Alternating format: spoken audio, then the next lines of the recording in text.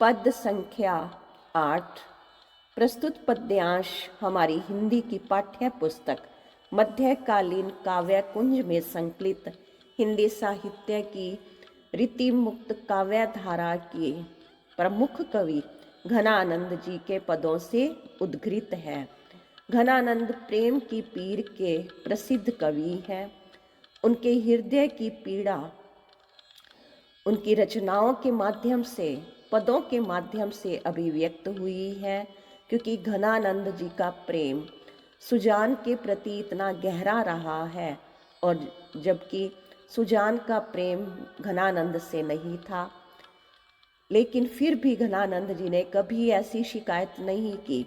अगर उनके अलौकिक प्रेम को देखें तो वहीं श्री कृष्ण जी राधा के प्रति भी घनानंद जी का अति प्रेम रहा है, अति भक्ति भाव रहा है। तो यहाँ पर अपनी प्रेमिका सुजान के विरह की पीड़ा से व्यथित हृदय के साथ अपनी वाणी को प्रकट करते हुए कह रहे हैं, अंतर उदेक दहा आखिन प्रवाह आंसू। अंतर, अंतर अर्थात दिल में, हृदय में, अंदर में। उदेग, उदेग होता है तेज, व्याकुलता जो है वो अति तीव्र गति वाली है। दहा, दहा अर्थात जलना, कि मेरा अंतर मन विरह की व्याकुलता से जल रहा है। और ये जो विरह है ये दाहक का काम कर रही है, जलाने का काम कर रही है। मेरा मन का, मेरे हृदय का रोम रोम, तन का रोम रोम, हृदय का एक एक कण व्याकुलता के कारण से जल रहा है। आखिन प्रवाह आंसू, तो आखिन आँखों से आंसुओं का प्रवाह भी बह रहा है निरंतर। तो कहती इस विरह की पीड़ा के कारण से आँखों से निरंतर ही लगातार आंसुओं की धारा प्रवाहित होती रहती है। मेरी आँखों से आंसू बहते रहते हैं।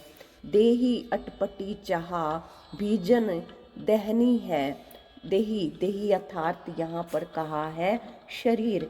शरीर की अटपटी, बड़ी अलग सी दशा हो गई है, बड़ी विचित्र दशा हो गई है। क्यों? क्योंकि आंसू चल रहे हैं, इससे तो वो भीजनी, भीग जाती है। मेरा शरीर आंसुओं के कारण से भीगा हुआ है। और अगर वेदना की दृष्टि से देखा जाए तो यह दहनी, दहनी अर्थात जल रहा है, कि ये दोनों स्थितियां एक साथ बनी हुई हैं। आंसुओं से भीगा हुआ शरीर और विरह की अग्नि में जल रहा ये शरीर, ये दोनों ही प्रक्रिया इकट्ठी चल रही है। और ऐसी दशा में सोईबो ना जागीबो हो, कहते ना तो फिर मुझसे सोईबो सोया जा रहा है, और ना ही ठीक प्रकार से जागा जा रहा है। ना मैं सोने की दशा में हूँ, ना मैं जागने की अवस्था में हूँ। हसीबो ना रोईबे रोईबो हूँ, कहते ना मैं हंस पा रहा हूँ, ना मैं रो पा रहा हूँ। मेरी दशा ऐसी हो रही है कि मैं जीवन की एक अद्भुत स्थिति में घिर चुका हूँ। ना सो पा रहा, ना जाग पा रहा, और ना ही मैं रो पा रहा, ना हंस पा रहा हूँ। खोए खोए आप ही में चेटक लहनी है। खोए खोए, कि मैं खोया रहता हूँ, गुम हो गया हूँ, यानी कि मुझे अब कोई भी होश नहीं है। मैं पता नहीं किन ख्यालों में ही डूबा रहता हूँ, खोया रहता हूँ। ऐसी स्थिति में आप ही में, मैं अपने आप में ही गुम हो गया हूँ, खो गया हूँ, छिप गया हूँ। चेटक होता है जादू, कहते ऐसे लगता है कि जैसे मेरे ऊपर एक जादू हो गया है। तो मेरी इस प्रेम के विरह के कारण से ऐसी दशा हो गई है जैसे मुझ पर किसी ने जादू कर दिया है, और मेरे ऊपर उसका गहरा असर हो चुका है। जान प्यारे प्राणन बसत पई आनंद घन, तो कहते हैं कवि कि आनंद घन, आनंद को बरसाने वाले बादल के समान उनकी जो प्रेमिका है जान प्यारे, कि वो जान से भी प्रिय है, जान में प्राण डालने वाली है, यानी कि मुझे जीवन दान देने वाली है। आनंद के बादल के समान मेरी प्रेमिका मुझे प्राणों से भी प्यारी है और वो सदा ही मेरे हृदय में विराजित है, मेरे बसत बसत अर्थार्थ रहती है, वो मेरे हृदय में ही सदा समाई हुई रहती है। तो यहाँ अगर अलौकिक प्रेम की दृष्टि से देखें तो श्री कृष्ण जी के प्रति, राधा जी के प्रति ये भाव भी निकल कर आ रहे हैं कि श्री कृष्ण जी उनको प्राणों से प्यारे, उनके हृदय में समाये रहते हैं। लेकिन अगर लौकिक प्रेम की दृष्टि से देखें तो सुजान के लिए भी ये भाव है कि उनकी प्रेमिका उनको जान से भी प्यारी है, प्राणों से प्यारी है और उनके हृदय में ही वो बसती है, सदा विराजमान रहती है। आगे लिखते हैं, विरह विषम दशा मूक लो कहनी है। तो कहते कि विरह विषम दशा, कि विरह के कारण से उनकी दशा ऐसी अलग सी हो गई है। व्याकुलता के कारण, विरह जुदाई के कारण से उनकी मनोदशा, जीवन की दशा, उनकी अवस्था ऐसी अलग हो गई है, ऐसी विषम भयंकर हो गई है कि वो अब बताई नहीं जा सकती है, उसका वर्णन नहीं किया जा सकता है। मूक लो कहनी है, कहते मूक, मूक अर्थात होता है चुप रहना। तो कहते मौन रह करके, चुप रह कर ही मैं अपनी दशा को कहनी, बता सकता हूँ कि कहनी है, मुझे अपनी मन की दशा चुप रह कर ही बतानी है, समझानी है। तो कहते क्योंकि मैं अपनी दशा को शब्दों के द्वारा तो वर्णन कर ही नहीं सकता हूँ, मेरे अंदर की जो छटपटाहट है वो वाणी के द्वारा दर्शा ही नहीं जा सकती, बताई नहीं जा सकती है। फिर आगे लिख कह रहे हैं कवि, जीवन मरण जीव मीच बिना बन्यो आए। जीवन मरण, तो कहते कि अब तो मेरी हालत ऐसी है, जीवन जीवन मरण बीच, जीव मीच, कि मेरा जन्म और मृत्यु, जीवन और मृत्यु, जैसे जीवन तो है और मृत्यु की स्थिति नज़दीक है, लेकिन मृत्यु के बिना ही मेरे मरने की स्थिति हो गई है। मीच, जीव मीच, जीव की जो मृत्यु में हालत होती है, मीच अर्थात मृत्यु, कि ऐसा प्राणी जिसकी मृत्यु के समय हालत होती है, बन्यो आए, कि कहते अभी मृत्यु आई नहीं है, मृत्यु आए बिना, मेरी मृत्यु आए बिना बन्यो, मेरी हालत वैसी बन गई है जो मरने के समय हालत होती है। तो कहते वही हालत इस समय मेरी है कि जब मरने के समय वो स्थिति आती है, तो अब तो जीवन के बिना, यानी कि अपने प्राण सुजान के बिना, अपनी प्रियतमा के बिना जीवित रहने से और मृत्यु के बिना मरने की स्थिति हो गई है, क्योंकि प्राण के बिना जीवित रह रहे हैं और मृत्यु भी नहीं आई है, मर भी रहे हैं। जो उनके प्राण हैं यानी कि सुजान है, वो उनके पास नहीं है, वो उनकी जान उनके पास नहीं है, मृत्यु अभी आई नहीं है, इसलिए मरने की स्थिति में अब वो पहुंच चुके हैं, उनका जीवन मरने की स्थिति में है।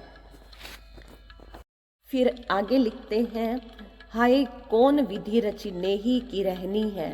कहते कि जो ऐसी मेरी स्थिति बन गई है, तो कौन विधि, किस विधि प्रकार से रची गई है, नेही प्रेम की यह जो मेरे प्रेम की विधि, यह मेरे प्रेम का प्रभाव मेरे जीवन में प्रकट हुआ है, पता नहीं ये किस विधाता ने लिखा है या किस विधान से, किस विधि से मेरे जीवन में ये प्रेम का असर आया हुआ है, किस विधि से, किस विधान से मेरे इस जीवन के ऊपर ऐसे प्रेम का प्रभाव हो रहा है। ना तो मेरी हालत जीने में है और ना ही मरने में है। ना जाने मुझ इस प्रेमी के जीवन की रचना किस तरह, किस घड़ी और किसके द्वारा हुई है। तो कहते ऐसी हालत जो अति विचित्र है, अपनी दशा को एक बड़ा अजनबीपन से प्रस्तुत कर रहे हैं कि ऐसी हालत आज तक किसी की भी नहीं हुई है। तो यहाँ भावार्थ में कि जैसे प्रेमी हृदय इतना व्याकुल हो जाता है, विरह के कारण से व्यथित रहता है, उसका चित्रण किया है। भाषा सरल है, भावपूर्ण है, ब्रज भाषा का प्रयोग है। शब्दों में जो है तत्सम और तद्भव शब्दावली है। यहाँ पर अनुप्रास अलंकार के साथ साथ रूपक अलंकार विशेष आया है। माधुर्य गुण, श्रृंगार रस और इसमें खास कवित छंद का प्रयोग हुआ है। दृश्य बिंब है और ज्ञात्मक शैली में इस पद की रचना हुई है। पद संख्या 9। प्रस्तुत पद्यांश हमारी हिंदी की पाठ्य पुस्तक मध्यकालीन काव्य कुंज में संकलित हिंदी साहित्य की रीति काल के प्रसिद्ध रीति मुक्त काव्य धारा के प्रतिनिधि कवि घनानंद जी के पदों से उद्घृत है।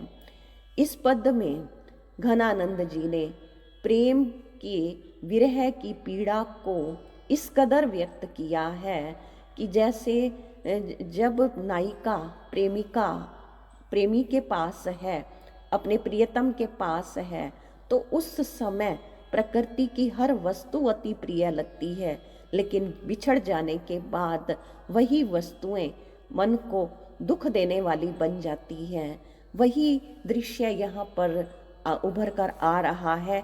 जैसे गोपियाँ श्री कृष्ण जी को कहा करती थी कि जब श्री कृष्ण जी ब्रज में थे तो सब कुछ कितना सुंदर था, और जब वो मथुरा चले गए थे तो हर चीज़ उनको कष्टदायी महसूस होती थी।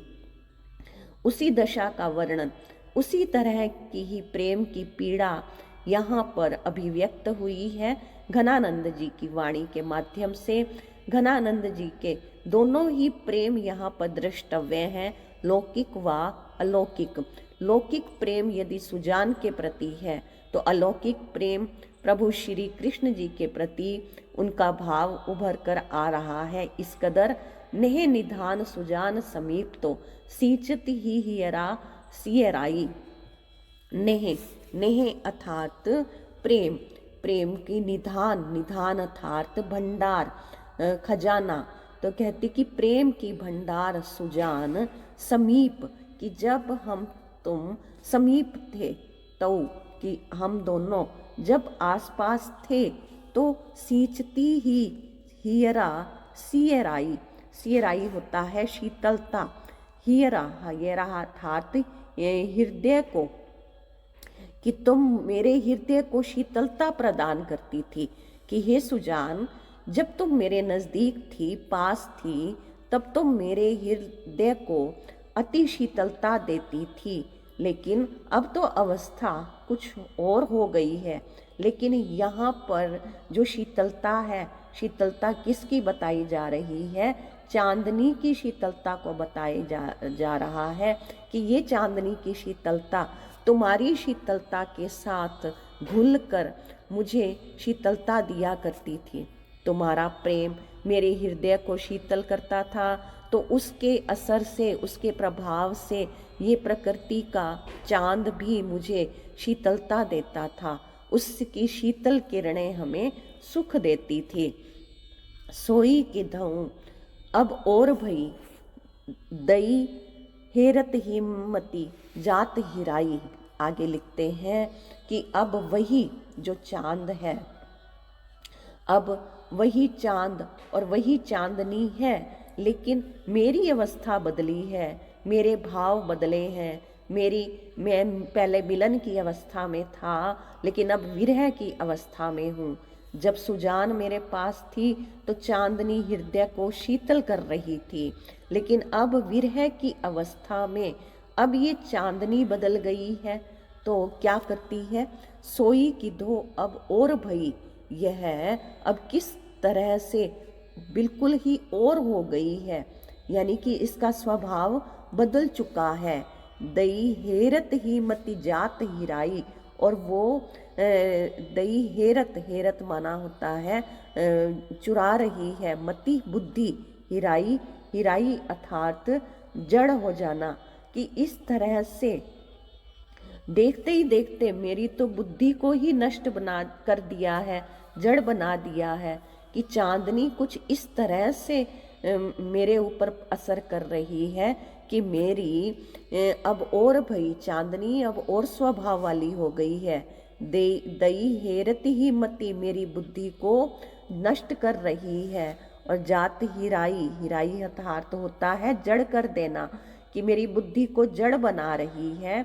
तो इस चांदनी का असर मेरे ऊपर अब उल्टे तरीके से हो रहा है, विपरीत हो रहा है विपरीत महाघन आनंद।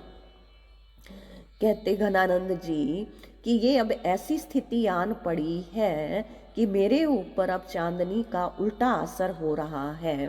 कहते कि जैसे कि चांदनी की जो किरणें होती हैं वो आकाश से धरती की ओर आती हैं, जबकि जो आग की लपटें होती हैं वो ऊपर की ओर जाया करती हैं। तो कहते लेकिन ये जो चांद है, चांद की चांदनी है, वो मुझे तो जला रही है, तो इसको ऊपर की ओर जाना चाहिए, लेकिन ये नीचे की ओर आ रही है। तो कहते बड़ा ही अटपटा सा माहौल हो गया है।